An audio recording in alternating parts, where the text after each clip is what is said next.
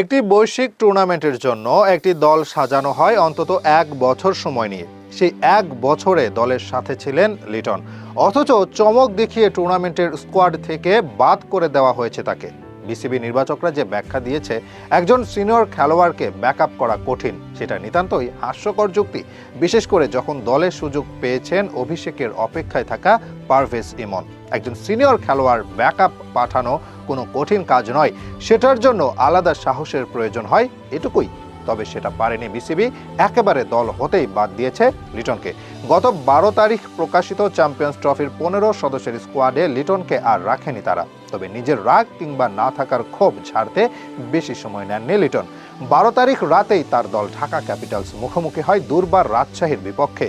আগের ম্যাচে 43 বলে 73 রান করে রানের ধারায় ফেরার পর এই ম্যাচে তাণ্ডব চালান তিনি।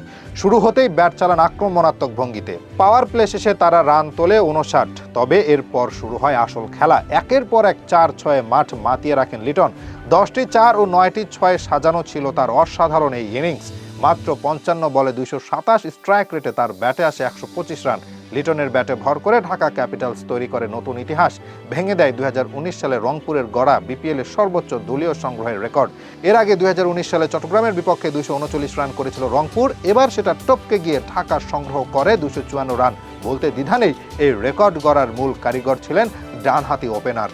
যদিও সেঞ্চুরি করেন তানজিদ তামিমও, তবে আলোচনার মূলে এখন শুধুই লিটন। বিশেষ করে এতদিন জাতীয় দলে ছিলেন, নিয়মিত সদস্য হওয়ার পরেও স্কোয়াড হতে বাদ পড়লেন চ্যাম্পিয়ন্স ট্রফি থেকে। টানা 2 ম্যাচে দারুণ সংগ্রহ তাকে জায়গা করে দিয়েছে বিপিএলের সর্বোচ্চ রান সংগ্রাহকের তালিকায় 2 নম্বরে।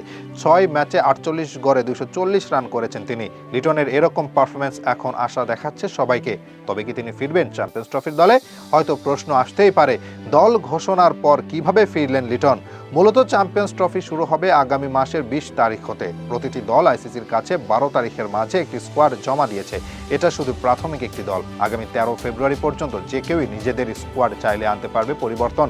সেক্ষেত্রে তো সুযোগ আছে বাংলাদেশের জন্য, তাই সুযোগ আছে লিটনের। যেহেতু তিনি দলের নিয়মিত খেলোয়াড় ছিলেন, তাই বিপিএলে বাকি সময় যদি মাঠ মাতাতে পারেন ব্যাট হাতে, কে জানে যদি ভাবনা পরিবর্তন হয় বিসিবির, শেষ পর্যন্ত চমক দেখিয়ে স্কোয়াডে নিয়েই নেয় তাকে, তবে অবাক হওয়ার মতো কিছুই থাকবে না।